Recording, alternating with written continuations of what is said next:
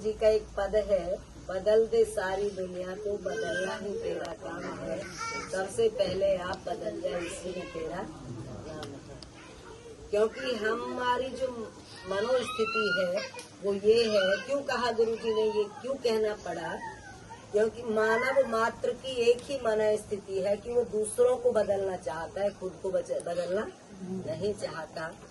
अब यहाँ तो तुम लोग आने के बाद पता नहीं कौन सी मनोदशा में हो, लेकिन जो हमने वहाँ की मनोदशा देखी है मानव मात्र की, वो ये है कि पत्नी ये कहती है कि कुछ ऐसा करो जिससे रिंकू का पापा बदल जाए, और पति ये कहता है कुछ ऐसा करो जो तुम्हारी चेली बदल जाए, जो नहीं सुनती मेरी। और बच्चे कहते हैं कुछ ऐसा होना चाहिए हमारे माँ बाप बदल जाए, माँ बाप कहते हैं कुछ ऐसा होना चाहिए हमारे बच्चे बदल जाए। मतलब सबका जोर दूसरों को बदलने पर है, अपने को कोई भी बदलना नहीं चाहता।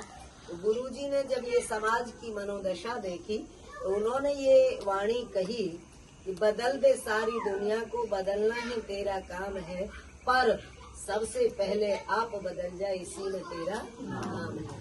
उन्होंने कहा कोई अच्छी बात है, दूसरों को बदलना चाहिए, लेकिन पहले किसको बदलना है, खुद को बदलना है, तब दूसरों को बदल। और ये बात भी सही है, जब खुद को बदल देता है वो जो, उसी की वाणी का प्रभाव होता है, और किसी की बात का कोई प्रभाव नहीं होता। गुरु महाराज की वाणी को क्यों हम सम्मान देते हैं? देखो, गुरुजी कोई बहुत पढ़े लिखे नहीं थे, उन्होंने कोई डिग्रियां नहीं ली थी, कॉलेज नहीं गए, स्कूल नहीं गए। गुरुकुल में भी जब वो गए 12 साल की अवस्था में गुरुजी को, 11 साल में उनके माँ बाप चले गए थे जब वो 11 साल के थे, तो 11 साल में 1 साल तो उन्होंने चाचा चाची के साथ काटा, लेकिन माँ बाप के बिना तो बस कुछ होता ही नहीं। वो काफी अंदर से इसमें रहे कि मैं पढ़ूंगा, मुझे पढ़ना है। तो कैसे पढ़ना है, कोई रास्ता उनको दिखाई नहीं दे रहा था। किसी ने बताया कि यहाँ कुरुक्षेत्र में गुरुकुल है और उस गुरुकुल में ब्रह्मचारी तैयार किए जाते हैं। गुरुजी उस गुरुकुल के लिए निकल पड़े। आज भी वो गुरुकुल देखा होगा तुमने, 3rd गेट पे है।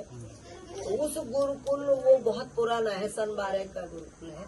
उस गुरुकुल के लिए निकल पड़े गुरुजी, और रात को चुपचाप सबको सोता छोड़कर पैदल ही कुरुक्षेत्र की तरफ चल पड़े। और चलते चलते चलते चलते पूरी रात उस जो डांड से वो आती है ना लाइन, रेलवे लाइन, उसकी पटड़ी पटड़ी हो लिए। और तो वैसे तो हिसाब नहीं था, कुछ बच्चा ही थे, 12 साल का बच्चा, और उस वक्त का बच्चा तो ज्यादा ही बच्चा होता था। तो वहाँ वो पहुँचे, सुबह दिन निकले, वहाँ पर पहुँचे, और वो जैसे तैसे गुरुकुल में उन्होंने एंट्री की, तो उनको एडमिशन देने से इनकार कर दिया, क्योंकि नियम के विरुद्ध था। जब तक गार्जियन न हो कोई, जब तक पेरेंट्स साथ में न हो, तब तक एडमिशन कैसे कोई कर सकता था।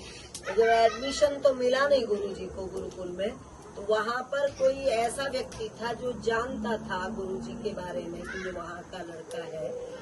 उसने गुरुजी को वहाँ पर नौकरी पे रखवाया, 1 रुपए महीने की नौकरी, और उसमें भंडार में बालक रख दिया नौकरी पे।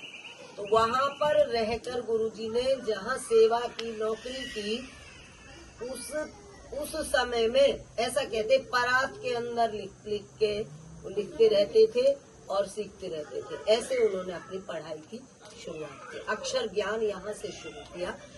वो तो मेधावी थे, क्योंकि जो उनका प्रारब्ध, जो उनके प्रारब्ध के अनुसार जो उनका जीवन था या बुद्धि थी, उसे मेधा बुद्धि कहते हैं, जो इतने को इतना पकड़ लेती है। तो थोड़े में ही उन्होंने अक्षर ज्ञान होता चला गया उनको। और फिर वो हरिद्वार चले गए, वहाँ वैदिक मोहन आश्रम में रहे, वहाँ भी उन्होंने पढ़ने का प्रयास किया। फिर उन्होंने सारे शास्त्र पढ़े, 4 वेद, 6 दर्शन, 108 उपनिषद, आयुर्वेद के शास्त्र, सारे 11 महीने में कहते सारे पढ़ डाले। बहुत जल्दी उनको अक्षर ज्ञान हो गया। ये सब तो संस्कृत के शास्त्र थे, ये सारे संस्कृत के शास्त्र पढ़े उन्होंने। और फिर उसको पढ़ने के बाद उन्होंने सार तत्व निकालकर एक ग्रंथ लिखा, 50।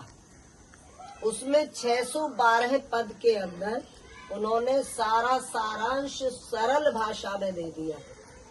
जिस 50 के आज हम सब लोग पाठ करते हैं, घर घर पाठ किया जाता है, और जिस पर 7 तो पीएचडी हो चुकी है, अब 8वीं पीएचडी चल रही है। 2 पीएचडी इस वक्त रोहतक में चल रही है, डॉक्टर बाबूराम महिला के उसमें। और सबसे पहले उस पर पीएचडी मैंने की थी 2000 में, उसी साहित्य पे पीएचडी की, जो गुरुजी का साहित्य था। गुरुजी ने 5 पुस्तकें लिखी अपने नाम से। एक तो 50 था श्री सतगुरु ब्रह्मानंद 50, दूसरा था श्री सतगुरु ब्रह्मानंद ब्रह्म विचार, और तीसरी थी श्री सतगुरु ब्रह्मानंद नीति विचार, चौथी थी श्री सतगुरु ब्रह्मानंद शारीरिक उपनिषद, 5वीं थी गोरक्षा। इस प्रकार 5 पुस्तक गुरुजी की, जिन पे पीएचडी चल रही है, निरंतर चलती जा रही है, आगे बढ़ते ही जा रहे हैं, और एमफिल भी चल रही है। अब आप ये देखो कि जो खुद न पढ़ा हो, जिसने खुद ने पढ़ाई न करी हो, उसके बावजूद उस पर यूनिवर्सिटीज में पीएचडी हो रही है, तो ये क्या है? ये है उनका तप, ये है उनके अंदर वो परिवर्तन जिससे उनकी वाणी का इतना प्रकाश फैल रहा है, जिसमें इतनी रिसर्च वो हो चुकी है, इतने जिसपे शोध ग्रंथ लिखे जा चुके हैं। ये देखो, ये वाणी का प्रताप है। कौन सी वाणी का? जो उनके पास थी, जिसमें उन्होंने स्वयं को, अपने आप को पूरी तरह से अपने कंट्रोल में कर लिया।